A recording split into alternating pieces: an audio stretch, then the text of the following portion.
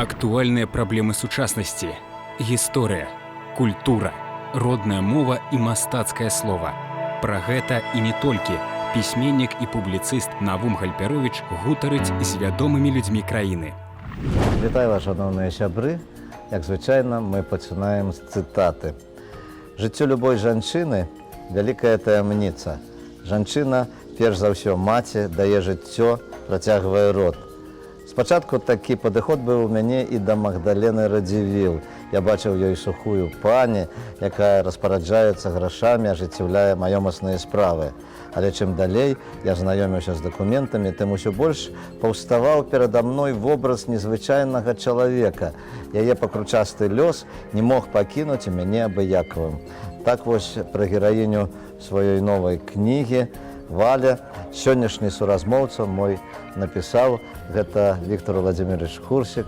Добрый дзень, Віктор Владимирович, вітаю вас. Добрый дзень, Навум Яковлевич. Віктор Хурсік, журналіст, пісьменнік, выдавец, краязнаўца, лаўрэат нацыянальнай літаратурнай прэміі за 2018 год у намінацыі «Найлепшы твор публіцыстыкі» за кнігу «Валя. Бывайце». Нарадзіўся ў Асіповіцкім раёне, скончыў Мінскі палітэхнічны тэхнікум, Беларускі палітэхнічны інстытут, працаваў канструктарам, потым у газеце «Звязда». З 2009 года прыватны выдавец. Віктор Хурсік, аўтар вялікай колькасці краязнаўчых і біяграфічных артыкулаў, перакладаў шэрагу гісторыка-дакументальных кніг. Крэда майго суразмоўцы – падзеі павінны падавацца так, як засведчана ў дакументах. Віктор Владимирович, перш за ўсё віншую вас з нацыянальнай прэміяй і, канешне, больш падрабязна пра гераіню вашу і пра тое, як стваралася гэтая кніга. Вялікі дзякую за запрашэнне, Навум Яковлевич. Я дзячу таксама членаў журы і яго старшыню, якія прынялі рашэнне адзначыць, зразумела, не мяне як творцу, а маю, перш за ўсё, гераіню. І хачу сказаць, што сапраўды мая душа і час вольны быў аддадзены на працягу 20 гадоў. У газеце «Звезда» з'явіўся першы артыкул у свой час у 99 годзе. Ну і потым пачаліся даследаванні ў архівах, у бібліятэках.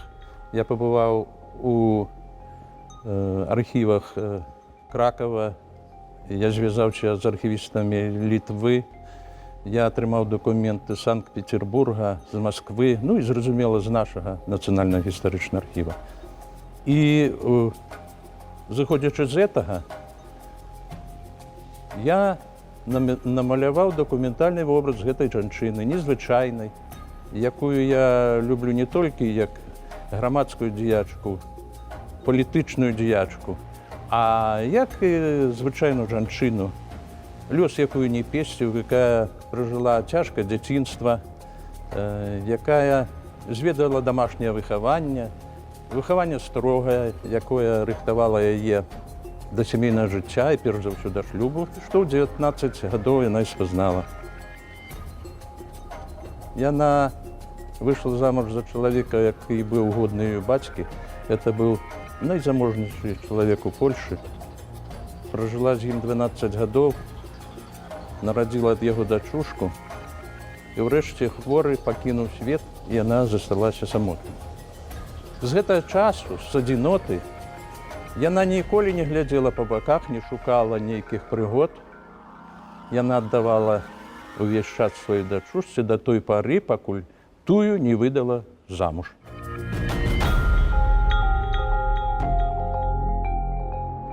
Часам, калі мы гаворым пра гэтых нашых герояў, гераінь, якія, скажам, звязаны з Польшчай, і часам гэтая беларускасць іх у чым праяўлялася?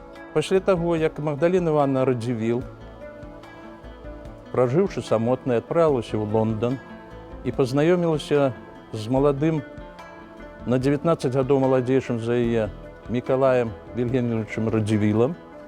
Это была романтычная сустрэча і романтычнае каханне.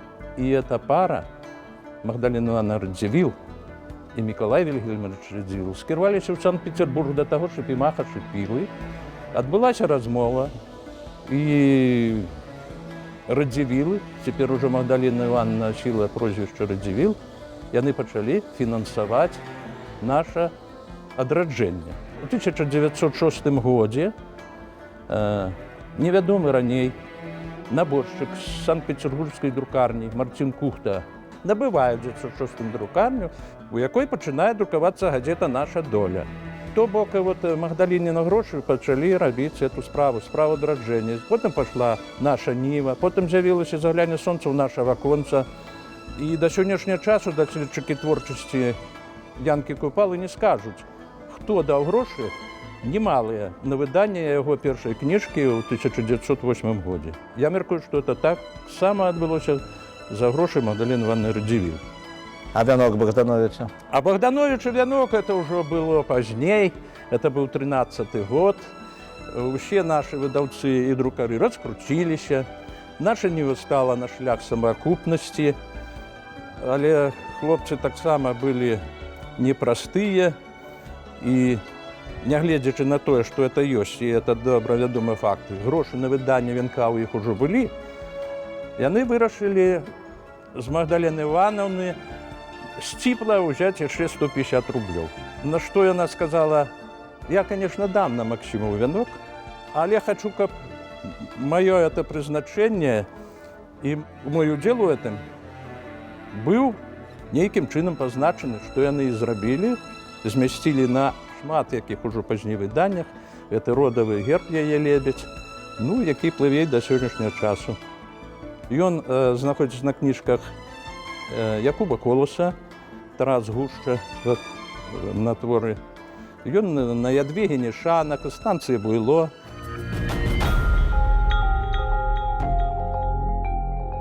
Вы, говорячи про Магдаліну Івановну і говорячи про Марціна Кухту, ви закранули таку тему, як видавці, які сприяли беларускай справе, сприяли тому, што беларусы стали адчуваць сябе беларусамі, што развівалася беларуская мова. Гэта вас, скажем, подвигла на вашу выдавецкую дзейнасць?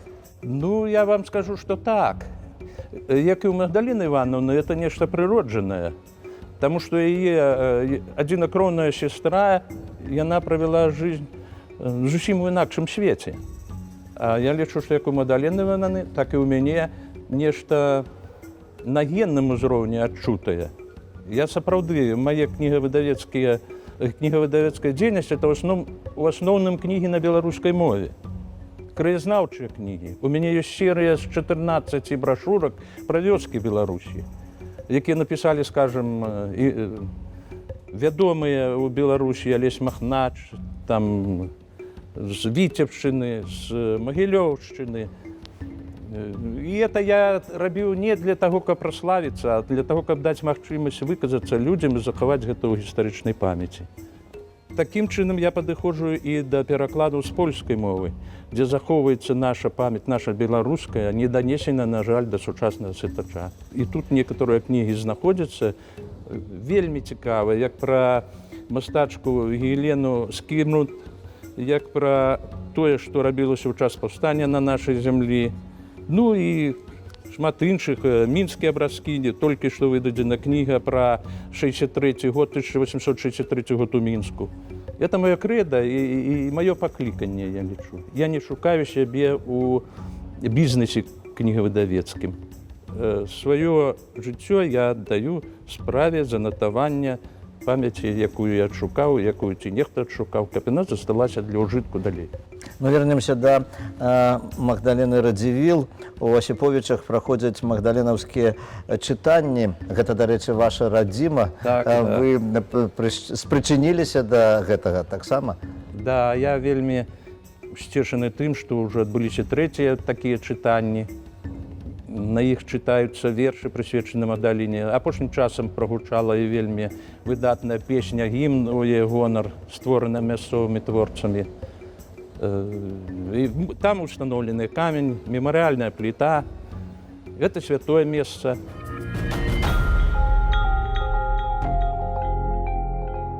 Наша апытанка. Беларусь гэта, працягніце вот гэтую фразу. Беларусь гэта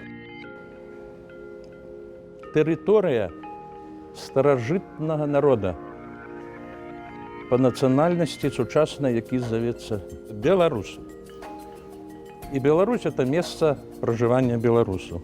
Я той думкі і даказваю, што на працягу аглядных стагоддзяў, колькі ёсць дакументальныя сведчанні, беларусы ўвесь час называлі сябе беларусамі і прытрымліваліся сваёй нацыянальнай адметнасці.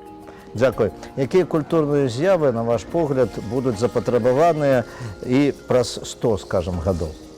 Ну, это агульна культурныя з'явы. Конечно, я упэўнены, што будзе запатрабавана кніга. Перш за ўсё, як культурная з'ява. Хаця на гэты конт ідзе шмат тут дыскусій. Я ўсё ж гляджу на нашых суседзяў на захадзе, як там развіваюцца літаратурныя працэсы, прыходжу да высновы, што кніга ніколі не страціць сваёй значнасці. Чаму? Таму што калі чалавек фармулюе сваё бачанне свету і сваіх адносін паміж людзьмі, ён гэтым уплывае на іншых. І думаю, што нават пры вялікім сучасным развіцці разумовым і іншым, такая запатрабаванасць у чытанні, каб спазнаць нейкую параду, каб зверыць сябе з думкамі іншага чалавека, будзе заўсёды. Конечно, я ўпэўнены, што будзе існаваць наш фальклор вечна.